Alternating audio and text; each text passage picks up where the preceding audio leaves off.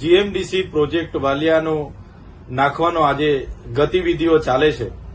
જેના ભાગરૂપે આવતીકાલે એટલે કે 22/4/2025ના મંગળવારના રોજ 11 કલાકે સોડગામ તાલુકો વાલિયાના ગ્રાઉન્ડ ખાતે સોડગામના ગ્રાઉન્ડ ખાતે લોક સુનાવણી રાખવામાં આવી છે। ત્યારે આ અસરગ્રસ્ત લોકોના સમર્થન માટે હું આવી રહ્યો છું અને તમામ લોકોને હું અપીલ પણ કરું છું, કોઈપણ જાતની પક્ષ પાર્ટી પોલિટિક્સ ઘરે મૂકીને, કોઈપણ જાતના સંગઠન ધર્મ સંપ્રદાયો ઘરે મૂકીને, નાતી જાતિ ઘરે મૂકીને બધા એક મંચ પર આવીને આ વિનાશકારી પ્રોજેક્ટનો સખત શબ્દોમાં આપણે વિરોધ કરવાનો છે। ભૂતકાળમાં ડેમોના નામે,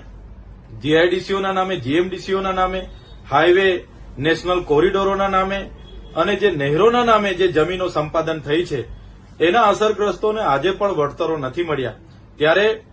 રાજપારડીનો લિગ્નાઇટ પ્રોજેક્ટ હોય, એના આજુબાજુના ગામો આજે પણ પોતાના વળતરો માટે વલખા મારે છે। ત્યારે આ 18 ગામના અસરગ્રસ્ત લોકોના સમર્થન માટે આવતીકાલે હું ત્યાં પધારી રહ્યો છું અને તમામ વડીલો, યુવાનો, માતા બહેનો, આગેવાનોને પણ હું વિનંતી કરું છું